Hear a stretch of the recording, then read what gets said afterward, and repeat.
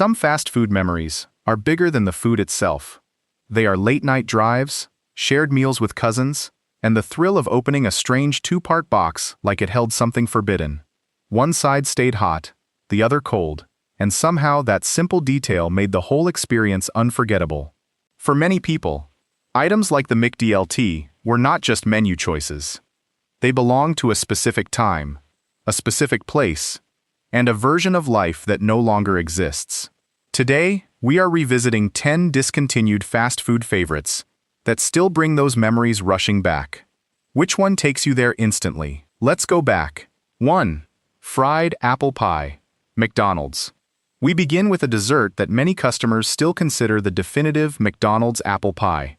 Introduced in 1968, the original version was fried rather than baked, giving it a crisp, blistered shell that made every bite instantly recognizable. Break through that golden crust, and you reached a hot, tender apple filling, sweetened and scented with cinnamon. It was uncomplicated, but the contrast between the crunchy exterior and the soft fruit made it an ideal finish to a burger and fries meal. For decades, the fried pie held a familiar place on McDonald's menus. That changed in 1992, when the company replaced it with a baked version. The switch reflected growing customer interest in food perceived as healthier, at a time when fried products were receiving more scrutiny. A baked crust fit the direction McDonald's wanted its image to take, even if the new pie could not reproduce the texture people remembered. McDonald's continues to sell baked apple pies, but for many longtime customers, the fried original remains tied to childhood meals and earlier visits to the restaurant. Its disappearance shows why a practical menu update does not always replace the emotional appeal of a classic. Fans still miss the crackling crust, the warm cinnamon filling, and the simple satisfaction that made this small dessert so memorable. 2. French fry crust. Little Caesars. Little Caesars built its reputation around inexpensive pizzas that were ready to carry out, but in 1993, the chain tested an idea that was far less conventional: a pizza supported by a crust made from French fries. Instead of ordinary dough forming the base, customers received a layer of golden fried potatoes beneath the toppings. The concept combined two familiar fast food favorites in a format that was unusual enough to attract immediate curiosity. On paper, the appeal was easy to understand. A crisp potato base could add salt, richness, and a completely different texture to every slice. It also demonstrated how willing Little Caesars was to experiment while competing in a crowded pizza market. Yet the same feature that made the product distinctive probably created its largest weakness. French fries lose their crispness quickly when trapped inside a warm box. A crust that might have tasted crunchy immediately after cooking could become soft during even a short trip home. For a restaurant focused heavily on takeout, that decline in texture could undermine the entire product before customers started eating. The French fry crust soon disappeared and is now rarely discussed, suggesting that it never found broad commercial success. Even so, the basic idea still sounds inventive. With improved preparation and packaging, a modern version might hold its texture more effectively. That possibility is why some fans believe this strange 1993 experiment deserves another opportunity. 3. Bell Beefer. Taco Bell. A burger from Taco Bell sounds almost like a menu mistake, but the Bell Beefer was a genuine attempt to reach customers beyond tacos and burritos. Offered from the 1970s into the 1990s, it resembled a sloppy Joe with a Taco Bell twist. Seasoned ground beef covered a soft hamburger bun, joined by melted cheese, diced onions, crisp lettuce, and a light sauce. The strategy behind it was straightforward.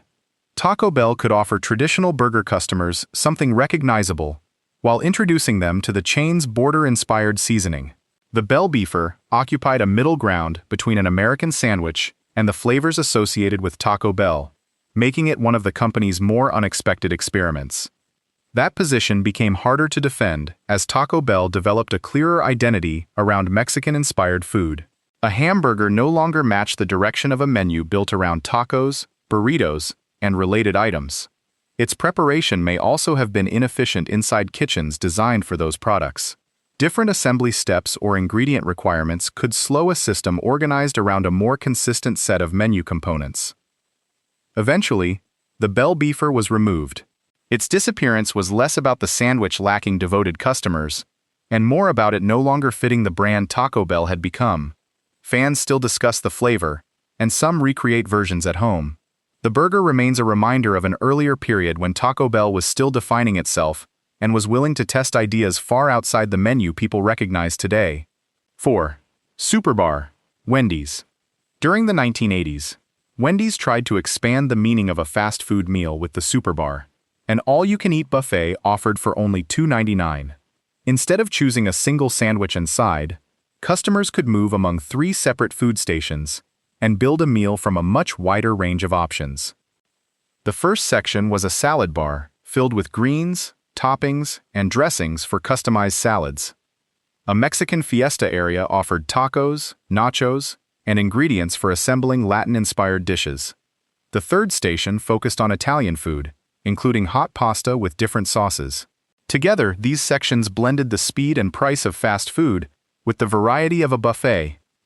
The concept promised remarkable value, but operating it created problems that a normal counter-service menu did not. Employees had to keep many foods fresh, clean, stocked, and visually appealing throughout the day. That required more labor and tighter supervision. Ingredient costs were also difficult to control when customers could serve themselves freely. At a price of $2.99, the Superbar struggled to generate enough profit to justify the work and waste involved.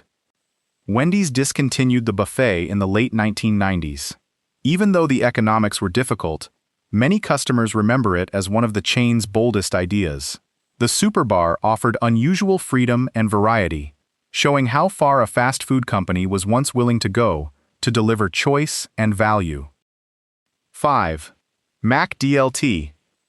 In 1984, to address a basic burger problem that was surprisingly difficult to solve, keeping the beef hot while keeping the lettuce, tomato, and pickles cool. The answer was a specially designed styrofoam package divided into 2 compartments. One side contained the grilled patty and the hot half of the bun. The other held the cool bun with crisp lettuce, sliced tomato, and pickles. Customers combined the 2 halves immediately before eating. In theory, every ingredient reached the table at its ideal temperature, producing a fresher contrast than a fully assembled burger sitting under heat. The concept was ambitious and reflected McDonald's interest in improving the customer experience through packaging as well as food. Yet the container that made the burger possible also caused its downfall. By the late 1980s and early 1990s, concern about disposable styrofoam had grown sharply. The material faced criticism because of its environmental impact, and McDonald's came under mounting public pressure to reduce its use. Rather than redesign the unusual 2-part package, the company discontinued the McDLT in 1991. Taste was not presented as the central problem. The product had become tied to packaging that no longer matched changing environmental expectations. Decades later, fans still remember the ritual of assembling it themselves and the promise of a burger that kept its hot and cold ingredients separate until the final moment. 6. Priazzo, Pizza Hut. In the mid-1980s, Pizza Hut moved well beyond the familiar flat pizza with the Priazzo, an Italian-style stuffed creation that looked more like a large savory pie. A thick outer crust enclosed layers of cheese, rich sauce, and meat fillings that could include Italian sausage, beef, or other choices depending on the version. Its structure created an experience unlike an ordinary slice. The outside baked into a firm, golden crust, while the enclosed filling remained soft, moist, and substantial. That contrast made the Priazzo feel less like another variation of pizza and more like an entirely different meal. It represented a period when Pizza Hut was actively stretching the definition of its main product, testing new shapes, layers, and formats to give customers something they could not easily find elsewhere. The innovation also made the Priazzo difficult to sustain. Preparing multiple fillings inside a heavy crust required more steps and more hands-on work than producing a standard pizza. It also needed additional baking time. Those demands conflicted with the speed customers expected from a national restaurant chain, especially during busy service periods. Higher production costs added another obstacle. Special ingredients, complicated assembly, and a longer cooking process made the product less efficient than simpler menu options. Eventually, those operational disadvantages outweighed its distinctive appeal, and Pizza Hut discontinued it. The Priazzo is still remembered because it was genuinely different, but the same complexity that made it impressive also prevented it from fitting comfortably into fast food service. 7. Potato cakes. Arby's. For Arby's customers from the 1970s onward, potato cakes were more than an alternative to fries. These triangular patties combined a crisp, browned coating with a soft, creamy center, creating a texture ordinary French fries could not match. They paired naturally with Arby's signature sandwiches. The crunchy exterior added contrast, while the seasoned potato inside made the side feel substantial and comforting. Many regular customers came to consider potato cakes an essential part of an Arby's order. That long run ended in 2021, when Arby's removed them from the menu. The chain appeared to be concentrating on other potato products, including curly fries, crinkle fries, and potato wedges. Reducing similar sides may also have simplified kitchen operations and allowed the company to emphasize more recognizable or popular items. The decision disappointed loyal fans. Curly fries may be closely associated with Arby's, but they provide a completely different experience from a thick potato cake with a creamy interior. After decades on the menu, the triangular patties had built their own following, and their absence still feels noticeable to customers who remember ordering them beside a roast beef sandwich. 8. Fresh stuffed pitas, Wendy's.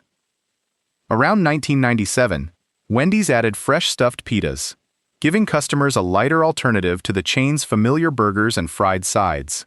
Warm, soft pita bread held seasoned chicken and crisp vegetables, creating a meal that felt fresh while remaining filling enough for lunch. The format was unusual for a major burger chain. Instead of a bun, the pita added a Mediterranean-style character and wrapped the ingredients into a convenient handheld meal. The chicken may have been grilled or shredded, then combined with vegetables such as lettuce, tomatoes, onions, or cucumbers. The result was simple and noticeably different from Wendy's standard menu. Fresh stuffed pitas appear to have targeted customers who wanted fast service without choosing something especially heavy or fried. They also demonstrated Wendy's effort to broaden its menu beyond hamburgers and compete for lunchtime diners. Despite developing a loyal following, the pitas remained available for only about 3 years. The original script does not identify a confirmed reason for their removal. Low sales may have contributed, or preparation may have required too much labor for a fast food kitchen. Whatever the cause, the line disappeared before becoming permanent. Fans still remember it as an early attempt to make quick service food feel fresher and more varied. 9. Beef Wennington, McDonald's. In 1998, McDonald's created a regional burger with a direct connection to Chicago sports, the Beef Wennington, named for Chicago Bulls player Bill Wennington. The name immediately gave the sandwich a local identity and made it feel more like a special event than a routine nationwide release. The burger combined a beef patty with melted cheese, crisp onions, barbecue sauce, and Canadian bacon. Salty bacon, sweet and savory sauce, and creamy cheese produced a rich flavor designed to stand apart from McDonald's standard offerings. It appealed to sports fans and customers looking for a heavier, more distinctive burger. The Beef Wennington was available only in the Chicago, Illinois area, home of the Bulls. That limited distribution suggests the item was designed as a seasonal or promotional tribute rather than a permanent national product. Naming it after a well-known athlete gave McDonald's a simple way to attract attention and strengthen its connection with the local community. Its restricted availability also created exclusivity. Customers outside the region could not simply visit any McDonald's and order one, while Chicago diners received something tied to their city. The burger lasted only a short time, but its regional marketing, basketball connection, and unusual toppings made it memorable. For some McDonald's fans in the Midwest, the Beef Wennington remains a piece of local fast food history. 10. McStuffin, McDonald's. McDonald's entered the stuffed sandwich category in 1993, with the McStuffin, a compact baked meal often compared with a fast food Hot Pocket. It was designed for customers who wanted something warm, portable, and easy to eat on the move. The product used baked French bread wrapped around several fillings. Choices included teriyaki chicken, barbecue beef, pepperoni pizza, and Philly cheesesteak. That range allowed one basic format to serve very different preferences, from sweet and savory chicken to familiar pizza flavors. McDonald's was testing whether filled bread could compete with sandwiches and other convenient meals. Baking gave the McStuffin a lightly crisp exterior while keeping the filling warm. Its handheld shape made it suitable for a quick breakfast, snack, or light lunch. The experiment also showed McDonald's willingness to move beyond burgers and adapt other convenience foods for its menu. The McStuffin disappeared not long after its launch. The script suggests that it may not have fit the operating model or customer expectations McDonald's had established. Although it never became a lasting product, its multiple fillings and grab-and-go design made it an interesting example of the chain's menu experimentation during the 1990s. Of these 10 discontinued favorites, which one should return first? Share your choice in the comments.